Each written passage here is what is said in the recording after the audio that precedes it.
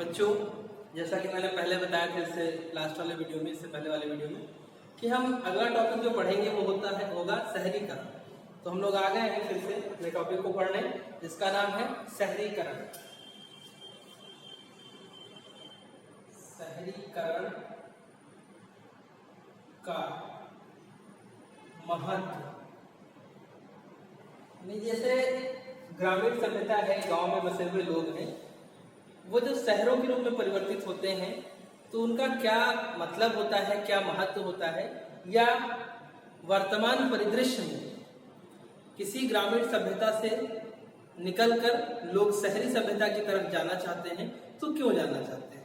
यानी तेजी से जो शहरों की तरफ लोगों का पलायन हो रहा है, या छोटे छोटे कस्बे जो थे, जो गांव थे, वो कस्बों में बदल रहे हैं, कस्बे शहरों की तरफ बदल रहे हैं, तो क्यों अर्बनाइजेशन और क्यों शहरीकरण तेजी से बढ़ रहा है, और उस समय का जो शहरीकरण था वो कैसा था, उस सब को हम लोग यहाँ पर देखने जा रहे हैं। तो शहरीकरण का महत्व जो है, इसमें सबसे पहले हम ये देखेंगे कि शहर बसे कैसे। शहर कैसे बसे, हम लोग सबसे पहले ये देखेंगे। देखिए, कभी ऐसा नहीं होता है कि कहीं 50 गांवों से लोगों को उठाया जाए और एक जगह पे बसा दिया जाए और कह दिया जाए ये आज से शहर हो गया। ऐसा नहीं होता है। शहरों का जो बसने का तरीका होता है वही होता है कि जब किसी अर्थव्यवस्था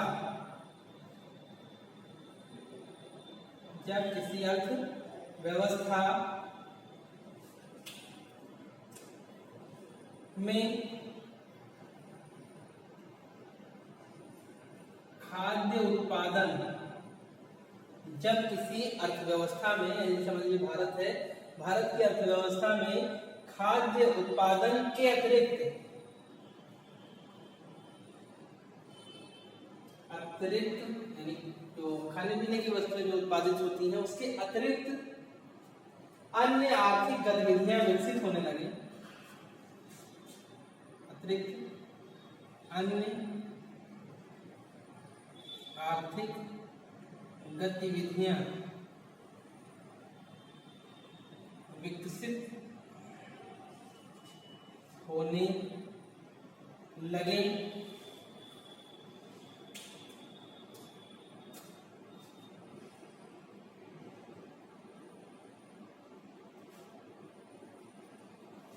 तो ऐसे में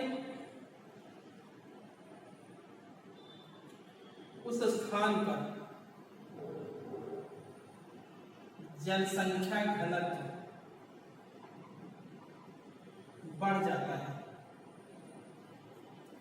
तो ऐसे स्थान पर जनसंख्या घनत्व बढ़ जाता है। जैसे मान लीजिए एक गांव था, इस गांव में लोगों की आवश्यकताएं अपनी पूरी हो जाती थी खाने पीने की, लेकिन क्या हुआ, धीरे धीरे यहाँ पर एक फैक्ट्री लग गई, कारखाना लग गया, तो अब क्या होगा, आर्थिक गतिविधियां विकसित होने लगी हैं, तो लोग इस गांव के, इस गांव के, इस गांव के, इस गांव के, ये लोग इसकी तरफ भागेंगे, बढ़ेंगे।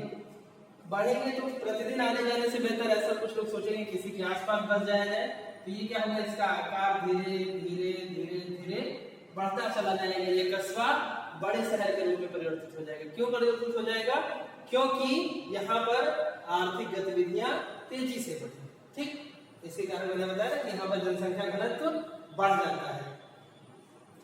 ज्यादातर लोग अपने कार्यालय, अपने संस्थान के नजदीक बसना चाहेंगे, तो ऐसे में जनसंख्या घनत्व जो होगा यहाँ पर ज्यादा होगा, ज्यादा लोग बसेंगे, फिर ज्यादा लोग, जितने दूरी बढ़ती जाएगी जनसंख्या घनत्व कम होता जाएगा। जैसे अगर आप किसी एक शहर को ले लीजिए तो उसका जो मूल पॉइंट होता है उसमें जनसंख्या घनत्व अधिक होता है, फिर उसके बाद जैसे जैसे उससे डिस्टेंस में आप जाते जाएंगे घनत्व जनसंख्या का कम होता जाएगा।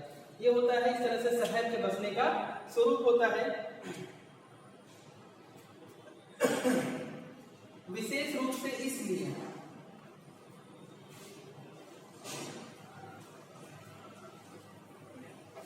लोग अपनी जरूरतों के लिए, लोग अपनी आवश्यकताओं की पूर्ति के लिए उस स्थान के इर्द गिर्द बसने का प्रयास करते हैं, लेकिन खासकर इसलिए विशेष रूप से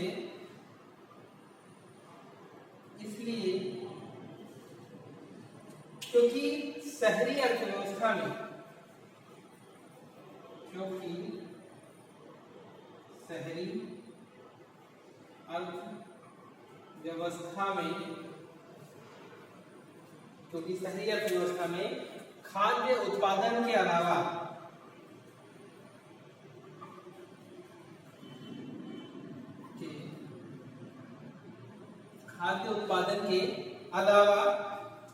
व्यापार,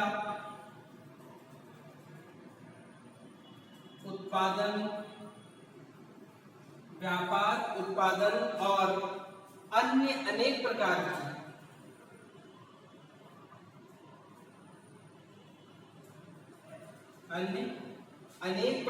की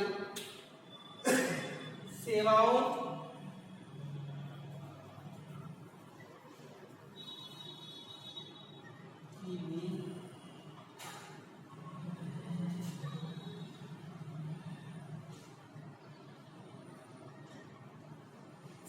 की भी महत्वपूर्ण भूमिका होती है। लोग इसके आसपास क्यों बसना चाहते हैं कि सिर्फ खाने की खाद्य वस्तुएं ही नहीं मिल जाएंगी, बल्कि आर्थिक गतिविधियों के कारण अपने आप को रोजगार भी मिल सकता है, अन्य सेवाएं और भी होती हैं। उत्पादन में जरूरी नहीं कि प्रत्येक व्यक्ति व्यापारी हो, कुछ लोग मजदूर भी हो सकते हैं। तो क्या है कि व्यापारी बसा है तो उसके इर्द गिर्द बसने से, उसके गोडाउन, उसके गोदाम के आसपास बसने से क्या होगा, मजदूरी मिल जाएगी, काम मिल जाया करेगा और अपना जीवन चलता रहेगा। इसीलिए लोग विशेष रूप से शहरों के नजदीक बसने का प्रयास करते हैं। और प्रयास में ये कारण नहीं होता है कि हर व्यक्ति मालिक बनना चाहता है, कुछ लोग वहां पर काम के सिलसिले में ही बसते हैं।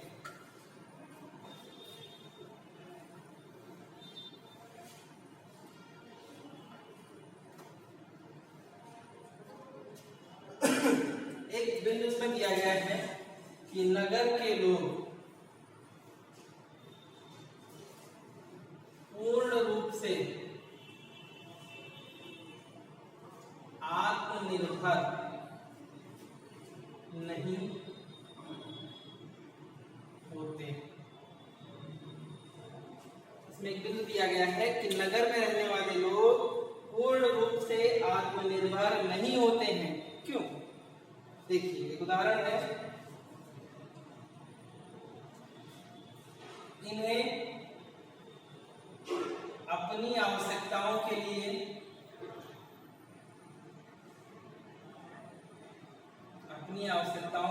आवश्यकताओं की पूर्ति के लिए शहर तथा गांव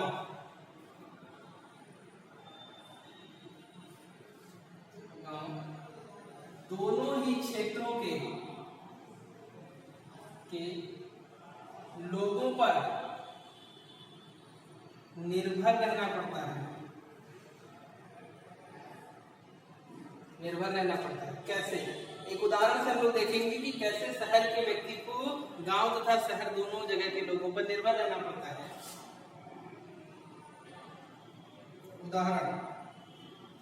उदाहरण हम देखते हैं कि एक पत्थर की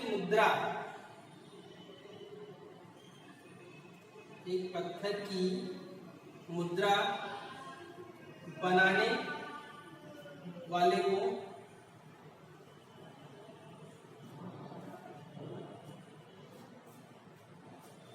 पत्थर उकेरने के लिए,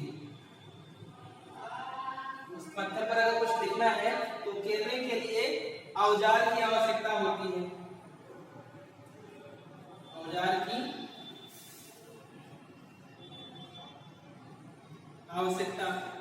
औजार किससे बनता है? औजार के लिए कांसे की आवश्यकता है। उसमें कांसे की आवश्यकता होती थी।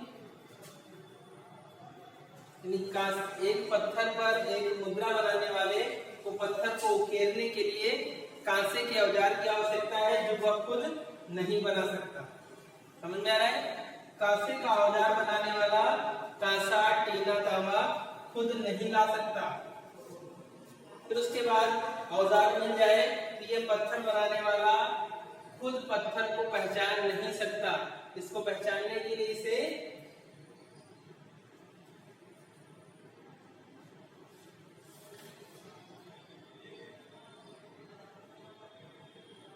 पत्थर की पहचान रखने वाले के पास जाना पड़ता है। कहने का मतलब ये है कि अगर मान लीजिए आप मुद्रा बनाना चाहते हैं पत्थर की, तो उसके लिए आपको औजार चाहिए। औजार किसी दूसरे से लेंगे, जिस व्यक्ति से औजार लेंगे वो भी आत्मनिर्भर नहीं, वो कहीं से धातु लेके आएगा, औजार बनाएगा। आपको औजार मिल गया, पत्थर मिल गया, लेकिन पत्थर में किस रंग का पत्थर चाहिए, कौन सा क्वालिटी कौन सी अच्छी है, ये सब पत्थर की जानकारी रखने वाले से ही पता चलेगा। लेकिन पत्थर की जानकारी रखने वाला सिर्फ मूर्ति बना सकता है, पत्थर काट कर उकेर सकता है, कारीगर का काम कर सकता है, वो व्यापार नहीं कर सकता। उसे अपने द्वारा बनाई गई वस्तुओं को किसी न किसी व्यक्ति को देना पड़ेगा, ताकि वह व्यक्ति व्यापार करके उसकी वस्तुओं को बेचे। कहने का मतलब है कि जो कामगार लोग हैं, कारीगर लोग हैं, वो व्यापार नहीं कर सकते, जो व्यापारी हैं वो कारीगर का काम नहीं कर सकते, यानी एक दूसरे के दोनों पूरक हैं, और इस कारण वो आत्मनिर्भर नहीं है। वो अपनी आवश्यकताओं के लिए गांव और शहर दोनों क्षेत्रों के लोगों पर निर्भर है।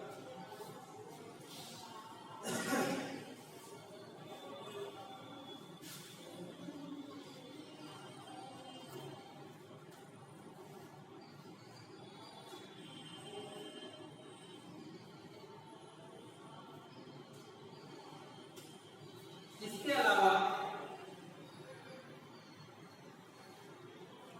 अलावा यानी हमने देख लिया ये निर्भरता वाली बात। इसके अलावा शहरी अर्थव्यवस्था में सामाजिक संगठन का होना बहुत जरूरी है। शहरी अर्थव्यवस्था में सामाजिक संगठन का होना अत्यंत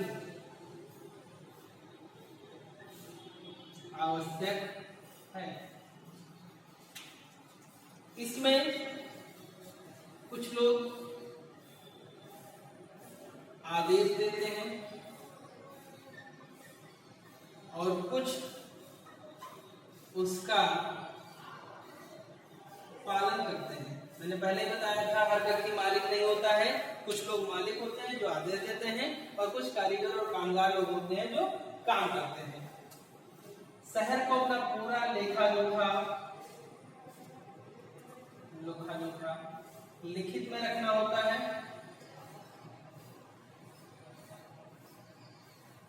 लिखित में रखना होता है, इसके लिए वो किसी न किसी को नियुक्त करते हैं, यानी कि रोजगार का सृजन लेखा जोखा के माध्यम से भी होता है। यहाँ पर हमको एक वर्गाकार शीर्षक मिला है। वार्ता शीर्षक, इस वार्ता शीर्षक में एक 3000 वर्ष ईसा पूर्व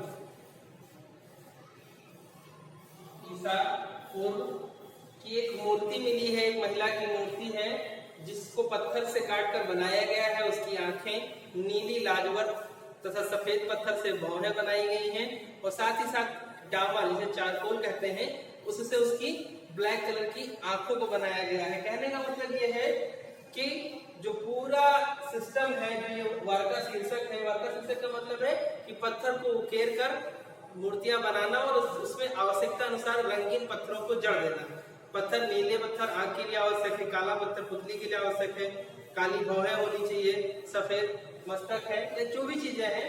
तो कहने ये इसमें जो वार्ता शीर्षक है, वार्ता शीर्षक का अर्थ यही है कि इस शीर्षक के अंतर्गत मूर्तियों को काटकर, पत्थरों को काटकर मूर्तियां बनाई जाती थी, और उस मूर्तियों में आवश्यकता अनुसार जैसे रंग के पत्थर की आवश्यकता होती थी उसे उसमें सेट कर दिया जाता था। यानी कलर का जो कॉन्सेप्ट था, रंग का जो कॉन्सेप्ट था, वो इसे पत्थरों से पूरा करते थे।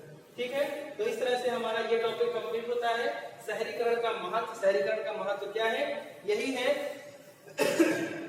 कि इसमें आत्मनिर्भरता की कमी होती है, और आत्मनिर्भरता की कमी होने के बावजूद ये ग्रामीण व्यवस्था जो होती है उसको सहारा देते हैं। ग्रामीण क्षेत्रों से आने वाले कच्चे माल को ये मैन्युफैक्चर करते हैं, उसको नए स्वरूप में तैयार करके विभिन्न क्षेत्रों में निर्यात करते हैं, जिसके फलस्वरूप ग्रामीण क्षेत्रों को भी लाभ होता है और शहरी क्षेत्रों को भी लाभ होता है। ठीक है, अब आगे हमारा टॉपिक आएगा कि शहरों से माल की आवाजाही। यहाँ तक तो हमने देख लिया कि वस्तुएं बन रही है, लेखा जोखा। अब इन शहरों से कैसे वस्तुएं दूसरे स्थानों तक जाती थी और कैसे आती थी शहरों को वापस, फिर उन शहरों से आवश्यकता अनुसार ग्रामीण क्षेत्रों में बेचने जाया जाता था। बेचने लोग जाते थे, अपने छोटे छोटे फेरी वालों की तरह जो बेचने जाते थे। वो पूरा जो प्रक्रिया है उसकी वो हम लोग अगले टॉपिक में देखने वाले हैं। Thank you.